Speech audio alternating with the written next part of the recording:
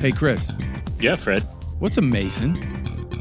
That's a really good question, Fred. You've reached the internet's home for all things masonry. Join Chris and I as we plumb the depths of our ancient craft. From the common gavel to the trowel, nothing is off the table. So grab your tools and let's get to work. This is On the Level. Well, we are here once again on the level with Fred and Chris, another podcast par excellence. My partner in crime, Chris Burns, worshipful Chris Burns. How are you, brother? I'm good. How are you? I'm fabulous, man. You're looking fabulous. I'm looking fabulous. Yeah, whatever. You have had some coffee, so I'm working on it, man. Yeah. I've got my triple vente here, so it's no joke. So once I'm done with this, we'll really be rolling. I don't do caffeine. Well, I don't do coffee, so I have to get my caffeine in other ways. And other and sundrious and other ways getting caffeine. I get it the old-fashioned way. Coffee, baby. Coffee. Yeah, Yes. man. Bring it on. The beams of the earth into your body. Yes. So This is it. we're here. Master Mason degree by popular demand, very popular demand, global demand, for goodness sakes. Who would have thought? So, pretty excited about it. I think we should just dive in and agree. skip our clever banter back and forth and just jump right into it. What do you think, man? I'm ready. The water looks fine. I'll get my Speedos on, my knowledge Speedos, and we'll dive right into this ocean of Master Mason degree. All right. Well, per our previous way of doing this, we go through the Florida Grand Lodge Mentor's Manual. Mm-hmm. If you wanted to know what that is, that's GL 217. Thank you, Grand Lodge of Florida. Revised in 2008. Somebody told me that there is an earlier, a newer revision. I'm going to look into that. Not exactly sure if that's true or not. Correct me. Send your emails and correct me if I'm wrong about that. I'm going to read directly from said Mentor's Manual. We're going to comment on it. Our goal, as always, is to encourage you, the listener, to dig deeper into the craft, to get more involved, do more work within the lodge, without the lodge, in your own life, in your own home and family, because if you're not, well, you're not doing it right, bro. What are you doing with your life? What are you doing with your Masonic career, man? All right. Get Anyway, Masonic already, would get you? Masonic, man. Get Masonic. Masonic happens. It's time to get on the level. Oh, gosh. All right. Well, there goes your there's your banter for the day, for goodness sakes. Ooh. Oh, my goodness. What do you okay. got? Yeah. Let's see. Chapter 5 in the Mentor's Manual is simply titled The Degree of Master Mason. 5.1 subhead is the Sublime Degree. So I'm going to read this, having not had enough coffee. So I'll do the best I can, gentlemen, ladies and gentlemen, whoever's listening, as I can. And we'll go back and we'll kind of comment through it. I did make a few notes along the way to help us. So here we go. The Sublime Degree. This has been very properly called the Sublime Degree of Master Mason, as well for the solemnity of the ceremonies which are part of it, as for the profound lessons of wisdom it inculcates. The important design of the degree is to symbolize the great doctrines of the resurrection of the body and the immortality of the soul. This it does in the most profound manner. Told you the coffee isn't kicked in yet. The degree of Master Mason is different in many ways from the two which precede it. Though many of the symbols are the same, the interpretation which is placed on them differs. The lodge, in the other degrees, is a symbol of the world in which man must labor to sustain life, strive to obtain knowledge, and through wisdom become virtuous. In the sublime degree, the lodge becomes a representation of the sanctum sanctorum, or Holy of Holies, of Solomon's great temple at Jerusalem. This magnificent structure was a symbol of heaven to the Hebrew people, for Solomon built it as the dwelling place of Jehovah, that he might be in the midst of his people Israel. Here, the Hebraic law of cleanliness was strictly enforced, and nothing earthly or unclean was permitted to enter the temple. The deity was said to dwell between the cherub found on the Holy of Holies. In a part of this degree, we are symbolically brought into the presence of God to learn the lessons which it intends to teach. I highlighted that part. We'll go back to that. Thus, he who receives this sublime degree is given its most magnificent lessons and greatest truths. Having been faithful to his trust, he must at last die in order to attain the ultimate rewards of his fidelity. The great design of the degree becomes that of teaching the immortality of the soul. Man is represented in that state when all of life has fled and he is raised from the grave of iniquity and quickened to another and better existence. Thus, as it has been so aptly put, the ceremonies of the degree lead to the inevitable conclusion that youth, properly directed, leads to an honorable and virtuous maturity, and that regulated by morality, faith, and justice, life will be rewarded in its closing hours by the prospect of eternal bliss and immortality. The degree has many lessons and meanings to be imparted to man. None of these is finished, but each leads to new inspirations, so that each time it is examined, the brother may find new and undiscovered meanings in it.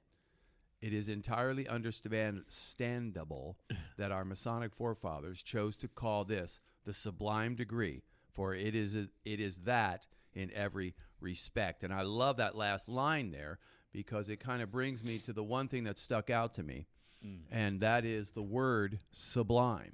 Yeah. In itself, I absolutely love that word, and I have a little explanation of it.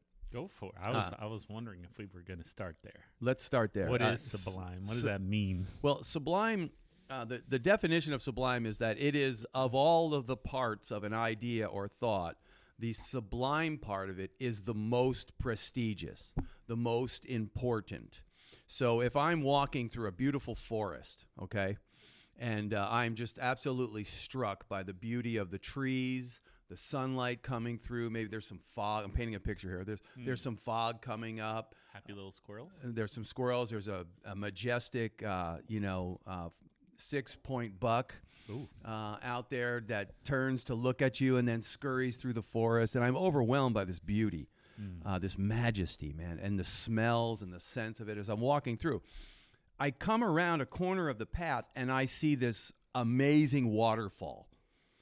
The waterfall is falling straight down into this beautiful pool, and the water, the sound of it, the smell of it. The waterfall, with regard to my experience, is sublime because it is part of this entire forest experience of mine. But the waterfall is that thing that supremely conveys, the idea of me being in the forest. That's kind of the way I look at sublime. What do you think? That makes sense. I had to Google it. And the Oxford Dictionary describes sublime as of such excellence, grandeur, or beauty as to inspire great admiration or awe. Yeah. Now, my definition is within the context of Master Mason, the sublime degree of Master Mason, as it says in that entry. Of all of the 3 degrees, of all of the ideas that are conveyed through Masonry, coming out of darkness into life, learning the craft, in our 2nd degree, and knowledge, and then coming to this waterfall, this beautiful, majestic, most important culmination. The showstopper. The showstopper would be the sublime degree of Master Mason. We all agree on that. Yeah, absolutely. I totally agree. Especially the working tool of Master Mason is the trowel. What does the trowel say? And I don't know if we can talk about this because it's in here. Yeah. The trowel. The trowel. You know what it's used in masonry for. Right, to spread the cement of brotherly love and affection. I mean, yeah. Like if you're actually using it in a tool, that's exactly what it does, right? You spread cement, right, to make it sticky and make everything kind of level and it brings everything together. I think that's the whole idea, right? Together. It brings it all to all the tools, all the materials, all the ideas and designs of the building, being us, are brought together in this sublime degree. And here, we're finally getting into the specific details of how Solomon's temple relates to what we're doing in Freemasonry. Right. I think, did it cover that there in that section? It did. It talked about the Holy of Holies of King Solomon's temple. It did, right. And we know a lot about King Solomon's temple from history and biblical texts outside of Freemasonry. So if you research Solomon's temple, you'll find it referenced in various parts of the Bible as the structure that housed specific holy relics that were important to the people of the day. Most importantly, probably the Ark of the Covenant, right? If you're an Indiana Jones fan, you definitely know about the Ark of the Covenant. It melts Nazis' faces off if they look at it. And if you don't look at it, it can't hurt you, apparently. That worked for Indy and his girlfriend. Okay.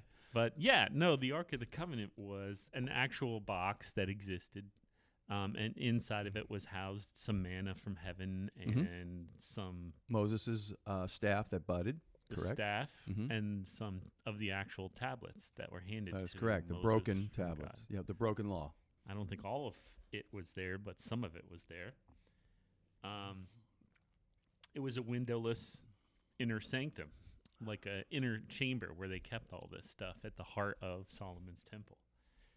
Does that sound familiar to anyone in Freemasonry? Right. And the context of it, like you said, from sacred scripture or from scripture, is that Solomon's father, King David, petitioned the Lord to build him a house. And there's a lot of biblical text there, but at the end of the day, the Lord was like, "Nah, man, you got too much blood on your hands. You're a man of war. You've fought in many battles." I always thought that was how's that for a backhanded slap? Like, no, you fought in my name.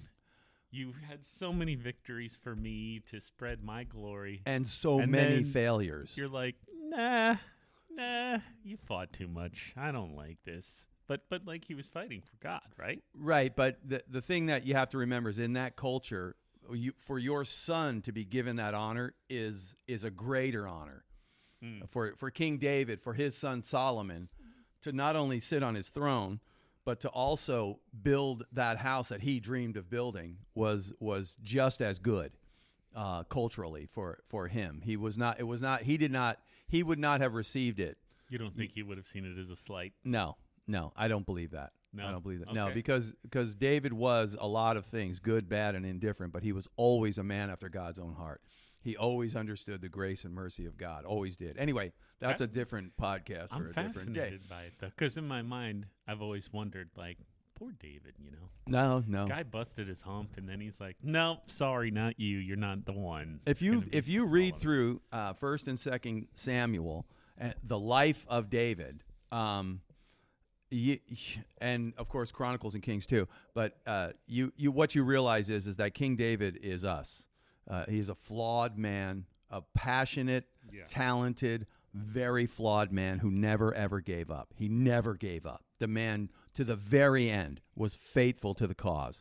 But anyways, so King Solomon, he was the one who was tasked with building this magnificent temple, and a lot of most of the parts of Freemasonry that are in there that when we talk about the things and some of the cryptid stuff that we can't talk about is directly from the old Hebrew scriptures. Yeah, I know my Jewish friends out there are like, it's not old, but the original covenant. How about that? Compared to their text, it's not old. Is that what they're saying? Yeah, they don't like it that it's older. Christians call it the Old Testament and the New Testament. It's the original covenant and the fulfilled covenant. How about that? Gotcha. That might even be worse. But anyway, this is not a biblical podcast. This is a Masonic podcast.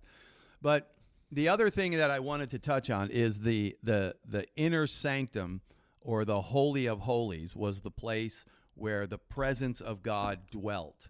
So you couldn't just walk in there. The only person that could go in there was the high priest, and he could only go in there once a year. And Jewish lore says that they would tie a rope around his ankle with a bell on it. And if they stopped hearing the bell, they would pull his dead body out. He had a bad day. He had a bad day because he had unconfessed iniquity in his own heart that he did not take care of before he went in on behalf of the people. This is, and I like to give this background to people so they understand what it is, because the word when we talk about a place that it represents the sanctum sanctorum or the holy holies. It is not the sanctum sanctorum. It is not the holy of holies. It's a representation of it. And Masonry uses that representation to teach us a lesson. As right? It does everything. That's right. That's correct. Yeah, that makes sense. And you said that a lot of this comes from either the, what'd you call it? Original covenant? The original covenant, yes. According to Kings, the foundation of the temple is laid in Ziv, which is the second month of the 4th year of Solomon's reign. Correct. February. And great. 28th, my birthday. Nice. And the month of Ziv. And construction is completed in Bol, which is the 8th month of Solomon's 11th year. Thus, the temple took about 7 years to construct. Right. Interesting number, but we'll pass by that one by. The number of 7 completion. The number 7. Right. Yeah. Do you think those numbers have a special significance? The second month of the 4th year? All the numbers. The 8th month of his 11th year? Yeah, all those numbers you can do a lot of work on numbers in there. Some of it is valuable for understanding, and some of it is just internet, crazy stuff. But numbers, all the numbers in there are meaningful. Yes. And numbers make up math, which encompasses geometry, which is directly tied to Freemasonry's purpose. That's correct. That is correct. The Hebrew Bible records that Tyrians played a leading role in the construction of the temple. The second book of Samuel mentions how David and Hiram forged an alliance. So that would be the father had forged an alliance with Hiram, who was the king of the Tyrians, I believe. Right. King of Tyre. This friendship continued after Solomon's succeeds David himself. Right. And David and now Solomon and Hiram continue the alliance that David and Hiram had forged to construct the temple, and refer to each other in the scripts as brothers. A literary account of how Hiram helped Solomon build the temple is given in 1 Kings chapters 5 through 9 and 2 Chronicles chapters 2 through 7. Hiram agrees to Solomon's request to supply him with cedar and cypress trees for the construction of the temple. He tells Solomon that he will send the trees by sea. And this is tradition that's taught in this degree in Freemasonry. These facts are given to people in the form of the lecture at the end of the degree. Right. In a very entertaining way. I like this lecture a lot. And the scriptures actually refer to someone who oversees construction of the temple as Hiram. And the stonemasons from Gebal cut stones for the temple. So there's a lot of detail about the temple. There absolutely is. There absolutely is. Size, its construction, its materials, who built it, where was it built on Mount Moriah, which is apparently a place that's mentioned where an angel appeared to somebody, and there was an interaction that happened there, according to the scriptures. Right, so that would be Abraham was going to sacrifice his son Isaac.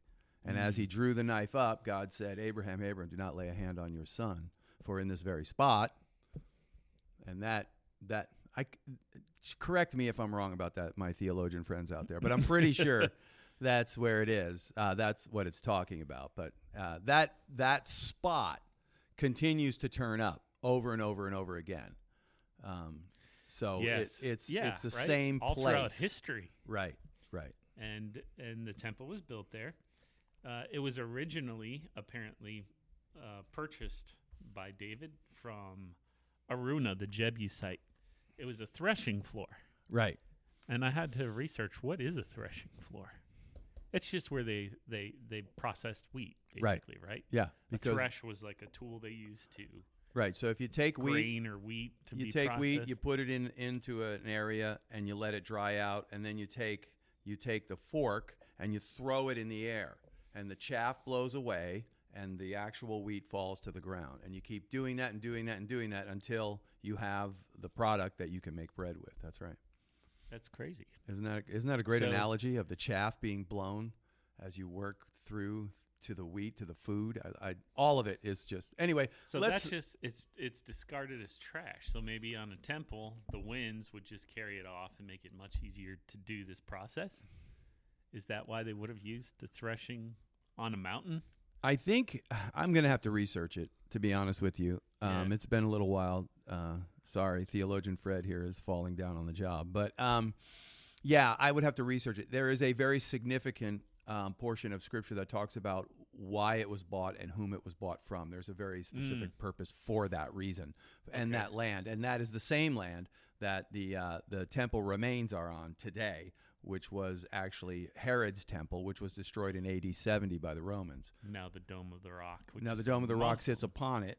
temple. And down below it is what's known as the Wailing Wall, which would have been the original wall, most likely the original wall of Solomon's temple that was preserved through Herod's rebuilding of the temple and, again, destroyed by Caesar Titus's grandson, who came down through Caesarea Philippi and sacked it in AD 70, and not one stone was left upon another. Dirty.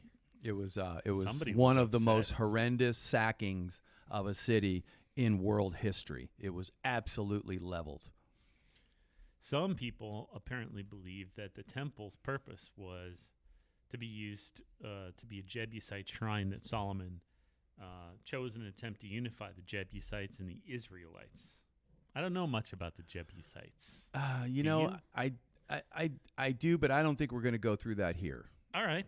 We're probably going to move on That's from here. that's Yeah. beyond the scope of the purpose Yes, of our yes. exploration We're of the talking, Master believe it Mason or not, degree. ladies and gentlemen, we are talking about the Master Mason degree of Freemasonry. I mean, Solomon's temple is such a prominent part of the Master Mason degree. I feel like it bears a little deeper exploration of what it is, who built it, what it was. I agree. Why is Solomon's temple so important? I think a supplemental podcast about Solomon's temple Yeah. and where it comes from and where it's going is in order. What do you think, brother? Yeah, absolutely. All right. But I think big picture, the Temple of Solomon housed the Spirit of God, the true living embodiment. the Holy of Holies did, correct.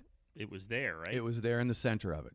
That is correct. And so Freemasonry is all about symbolically doing things, and so we're trying to build temples ourselves and make ourselves worthy of housing the Spirit of God. Yeah, right. There's an allegorical relationship. I think there. the allegory that I always got from it was that we are building that temple, and we are one ashlar, one perfected ashlar, not flawless, but perfected ashlar, useful to the master for the building of the temple, which is that community, that lodge, that whatever it is, and then the Master Mason degree brings into it death and resurrection.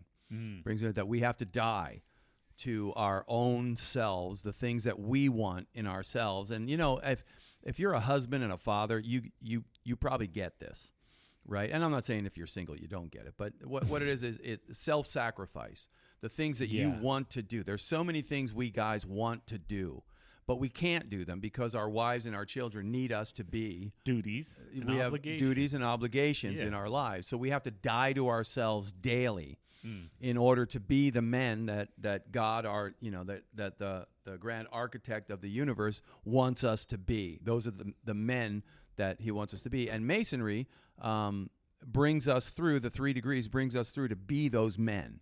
Yeah.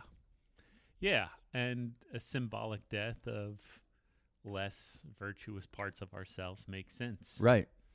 We're trying to shed ourselves of that rough stuff, right? That's We're right. Trying to That's make right. ourselves a little less ugly and selfish. And that's really what separates us from animals. And I think that that's an admirable thing in Freemasonry, that it starts from day one, which is trying to shed you of the vices, the wasting of the time, superfluidities of life. The drinking, the smoking, the gambling, the stuff that doesn't have any real purpose or doesn't lead to help for another human. Right. And so we're tools. We're supposed to be useful ourselves, and we can't be useful if we're self-absorbed with our own pleasure and comforts and chasing that lethargic laziness that would come with just being self-satiating all the time. Right. The food That's I right. want, the drinks I want, I want to spend time doing nothing. That's who we are as people. And we have to intentionally spend time trying to go against our animal nature and become more human, which what separates us from the animals in my mind is our ability to go against our instincts. Yeah. Animals don't have that ability. No, that's right. They that's have right. to, they survive by their instincts, and we did too at one point, but when we were animals, and now we're humans, and so we need to live very aware of the fact that we're trying not to be animals. We're trying to be something better. We're trying not to be like the animals. That you're right. And the one thing I was thinking of as you were saying that was I went all the way back to the 24-inch gauge. Mm-hmm.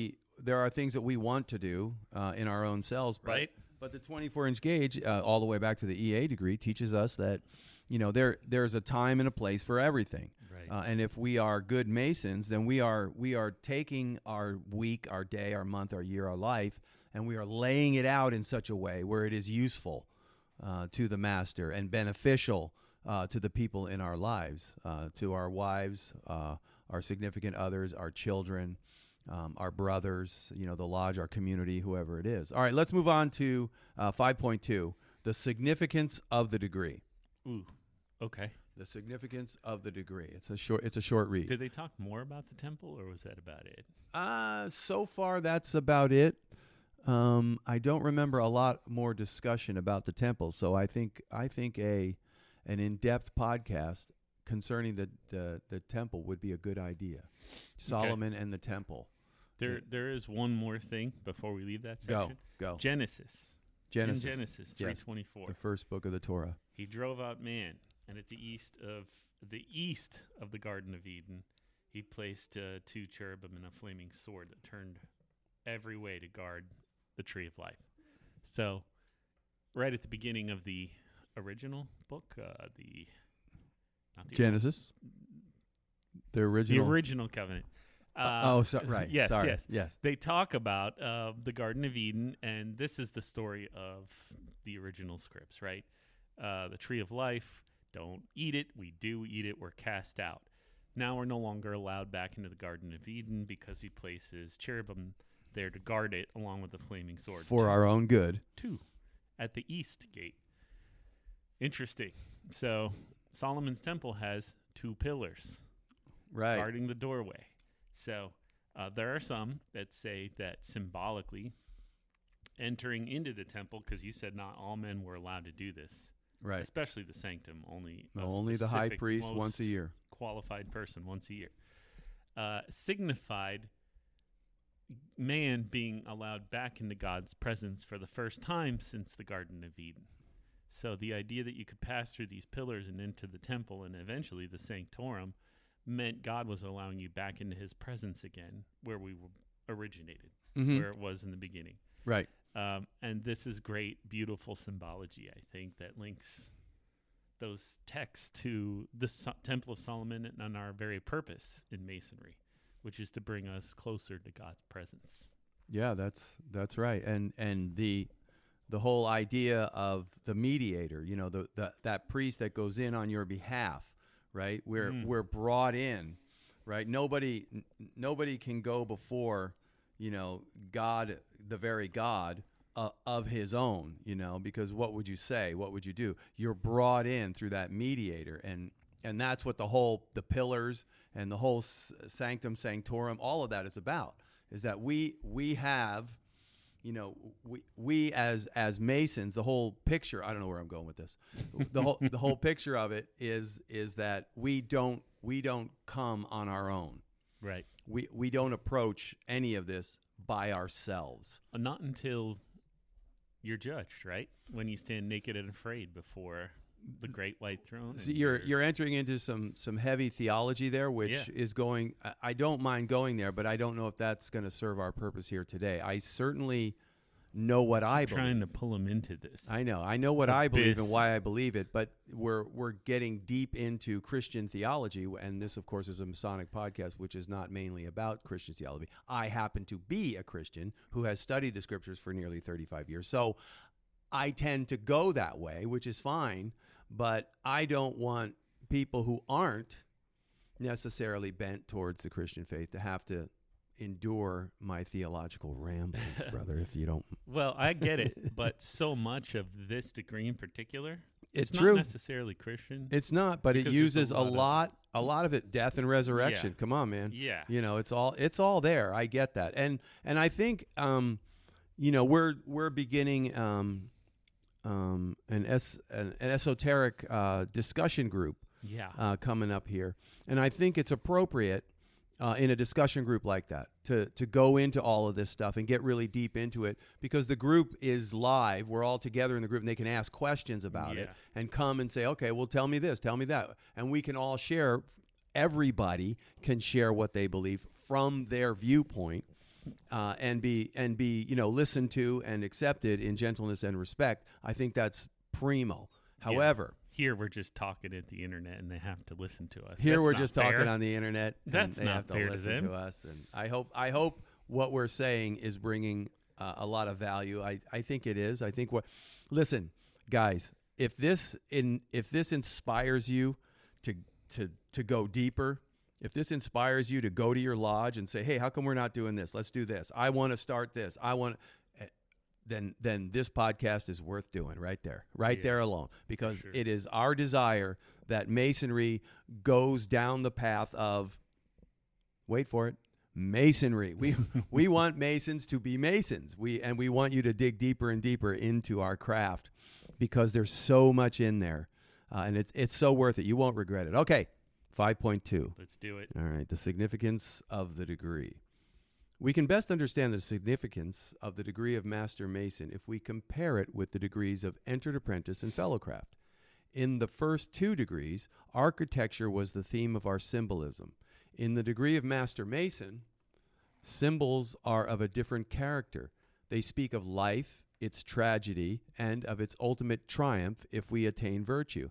Thus, the voice of symbolism in this degree leaves the mundane and deals with the spiritual part of man's life. Its solemn teachings remind each of us that we stand on the threshold of immortality in all the latter years of our manhood, and that we have work to perform which is given us by the supreme architect of the universe. In our recognition of the fact that work comes from God, we are identified with him to the extent that each becomes, in a sense, immortal. Resurrection and immortality are both significant lessons of this degree. And that is just such a profound and informative paragraph, I think. It just absolutely, just nails the theme, doesn't it? Yeah, so in the first degree, we're fresh newborns. In the second degree, we're educating ourselves as fit adults, and now we're talking about things that you think about in old age, like death, and right, the meaning of it all, and resurrection.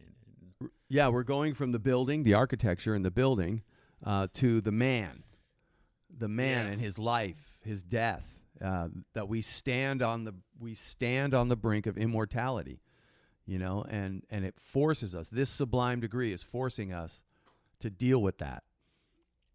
This is where some of the bad rap really comes from for Freemasonry, because when you think about the end, when you think about your own mortality, you are going to include symbols that could be perceived as morbid, like coffins and skulls, and crossbones, and which we love, by the way, spades, which are used to dig graves. Yes, there's a lot of what from the outside could appear really dark, scary images being used, but what and we've talked about this. Yes. If you look at really any other belief system and you look at their rituals, it looks pretty scary if you don't have the context of it, right?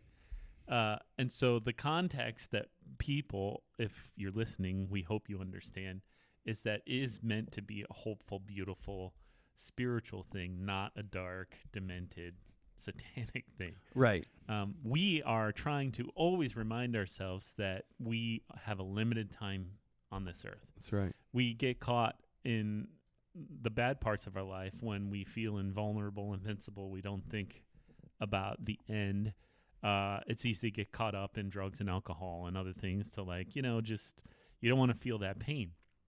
And so you find ways not to feel that pain. But Freemasonry is telling us pain is life. That's what this world is. It's pain and suffering. Right. We're all in it. And the highest form of our activity on this earth is charity towards another man, woman, child. And that is the highest, best use of our time on this planet, to relieve the suffering and distress of other people. And in that relief, we can find some ourselves as well, and purpose and meaning.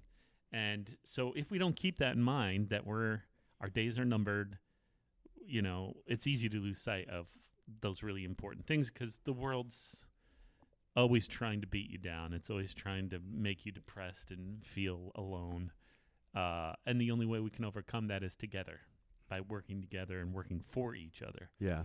And I understand I sound a little politically socialist, but that it's not a political idea. This is a humanistic idea that we need to help each other.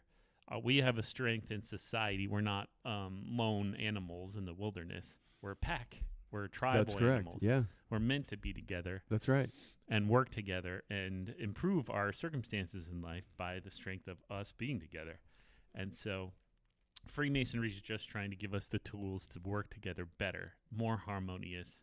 Because if you remove the arguing and the nonsense, you can accomplish more with the time that you have.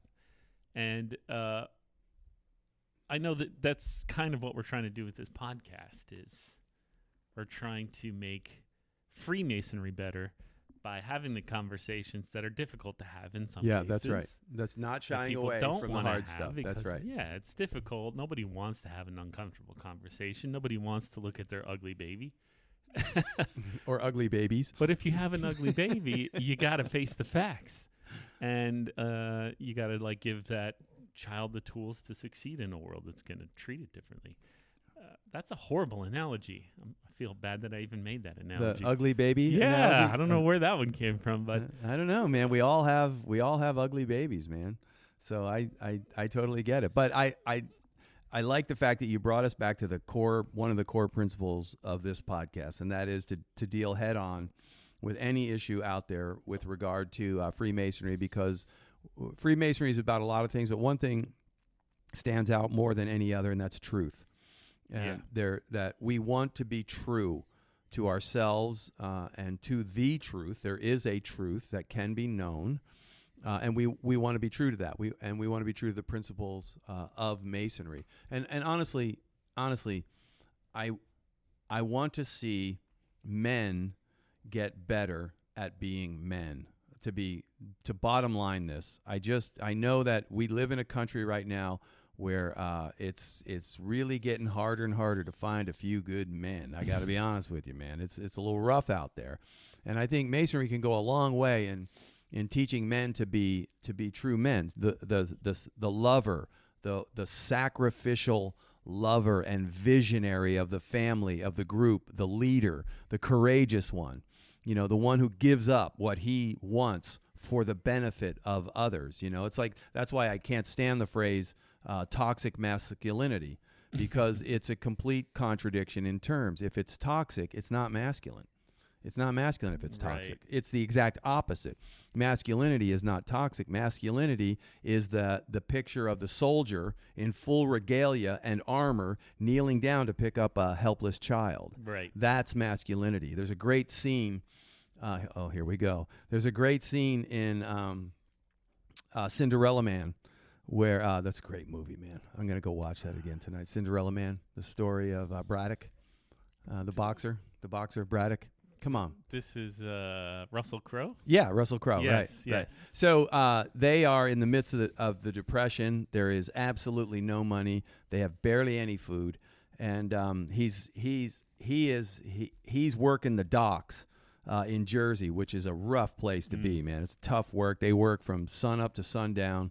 and they get very little to no pay, and they don't always get picked on the docks, and it's a super stressful time. And this guy's got 3 kids and a wife at home, and they got nothing, right? So he's getting ready to go to work, and mom's in there cooking slices of bologna. Yeah. And she cooks up enough for dad and for the little girl. The 2 boys are still sleeping, and the little girl says, "Daddy, I'm still hungry." And he talks about this. He makes up this story about a dream he had about eating a big thick steak and had potatoes. And I'm so full I couldn't eat another. Won't you take this for me, love? And he gives that piece of bologna to his daughter, and then goes off and works 12 hours in the hot sun without any food. That is masculinity. Yeah. That's true masculinity. And that is what I hope Masonry can help to foster again in the lives of the young men that I see out there, because they're valuable. They are our greatest resource, and we are squandering them. My hope and passion is that Masonry could strike a blow in that direction. And I'm going to stop preaching now. Preach on, brother. That's the good stuff. But it's true. Masonry is a fraternity for men. It is a fraternity for men. We're at the end of the journey in the Master Mason degree, and it's time to put away childish things and start being men. Yeah. It ain't going to be easy. We got some tough times coming ahead. It's time for men to step up. You're going to have to make sacrifices. You're going to have to do things you don't want to do. Bring it on. And above all, like that story inculcates, you need to think about other people. Yeah. Before yourself. Yeah, that's right. Look to the interests of others before yourself, and make it a habit of your life. I just, whenever I think about a guy who exemplifies that, it would be Dan Tibbetts, brother Dan, who's going through a real battle right now. Yeah. But that man is known for a guy who would they would go out riding with the man. Forgive me if I'm wrong about this or if it's an exaggeration, but they'd go out riding with the man, and he'd meet a homeless person, and Dan would give the homeless person or the person in need all his money. Yeah, Dan is struggling, obviously, with his health. Yeah, and the Widow's Sons did a great job of helping to fundraise. Oh, man, I know. What a beautiful thing. Really is. Apparently, somebody lost a box of money at some point, and it was later found. And they, the main fundraising was already given to him to help with his medical bills. And this last bit of money they tried to give him, and he refused it. Right. He said, "I'm already good. Yeah. I'm already taken care of." Literally refused to take that money and gave it back to the lodge, and said, "Give this to a brother that, needs it to pay his dues, or he's in a tough time." Still thinking about other people. I know. It's just a perfect example. Even in his situation, he's still thinking about other people. And that's why, for me, I say all the time, they're the elder Masons, those elder statesmen Masons in our district, and I'm sure in your district too, whoever, I'm sure you have men in your district, but we have a solid group of men above us, man, who don't play. They don't play at this, man. They really live it. And I am definitely doing my best to emulate their lives, and to get to know them. And I always want to be in a room with those guys. I want to be the guy who's quiet in the room when those guys are talking. Yeah. That's kind of the direction I want to go in. All right, Chris, we got to keep moving here. So let's go to 5.3, preparation.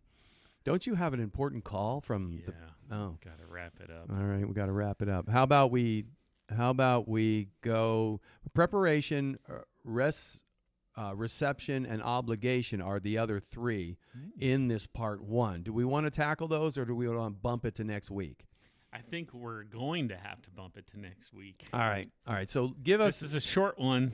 All right. Everyone, to get us a reprieve. This is the beauty of the On the Level with Fred and Chris, is we're flying by the seat of our pants, and sometimes we crash, and sometimes we don't. But in the end, it's always good.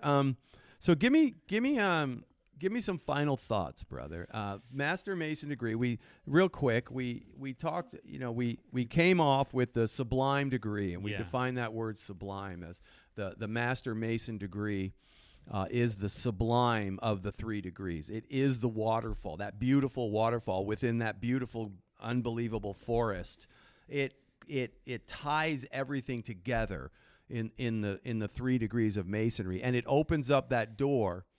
Not to the end of your journey, but it literally brings you to that beginning of the journey of the rest of your life.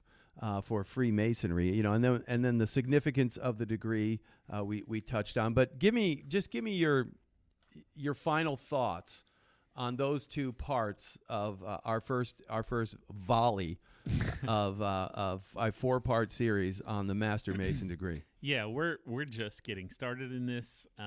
We haven't even gone into the second part of the Master Mason degree. Right. But so far, what we've talked about is the beginning of the end of your journey through the 3 degrees, right? Receiving the 3 degrees, and the beginning of your career as a Freemason. So right. You've been shed of all your bad habits. You've learned education skills, and how to work together with other brothers. And now you are a full-fledged man, and you're supposed to go out in the world and represent Freemasonry. And the Master Mason degree is giving you those last tools you need to go beyond the lodge now and into your life and the world as a man who represents Freemasonry. That's an important step in the journey. It's the final step, and a big one, in my opinion. Yeah. And I would just,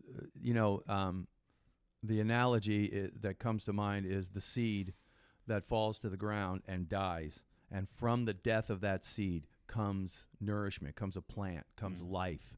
And for the vegetable plant, the fruit tree, the oak tree, for those magnificent and beneficial things to happen, there first must be a death. Yeah. There first must be a death. And that's in Masonry, in this degree, and the second part of the degree is just so awesome in this analogy, this play that you get to partake in that shows the death and the resurrection, the raising of this man to the sublime degree of Master Mason. And if you're a Master Mason today and you're listening to this, I hope you take a little pride in not false pride, but take a little pride in where you are and who you are and your lodge, and just the deep and rich history we have that is the Master Mason degree and Masonry itself. Deep, rich history that you are now a part of. That's right. So stop thinking about just today, and definitely stop thinking about yesterday, and start thinking about planting those seeds for the trees that are going to produce shade that you might never get to sit in. Yeah, that's it. That's right. But you're going to produce something that will bring comfort to others in the future. Yeah. And there's great value in that. And it's time to start thinking about the future in the long term. I love that, man. I really love that. That's a great note to end on, my brother. So part 1 of the Master Mason degree with On the Level with Fred and Chris, we did not make it all the way to the end of part 1, so we'll have to bump that to next week. So stay tuned. Guys, please continue to send your communications.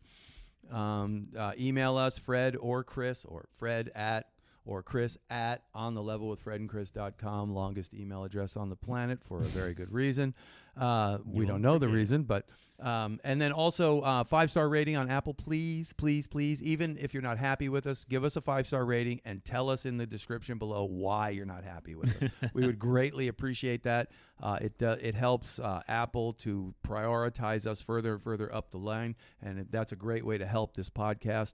There are no other ways to do that on the other platforms. If you listen on those other platforms, I'm not sure why. But on Apple, if you're listening on Apple, please give us a 5-star rating. We'd greatly appreciate it. Keep those emails coming, communications. We are working on a Your Emails podcast. We're going to read off emails and answer questions and stuff. And we do have an event coming up, April 29th. We'll be at the Hillsborough Lodge.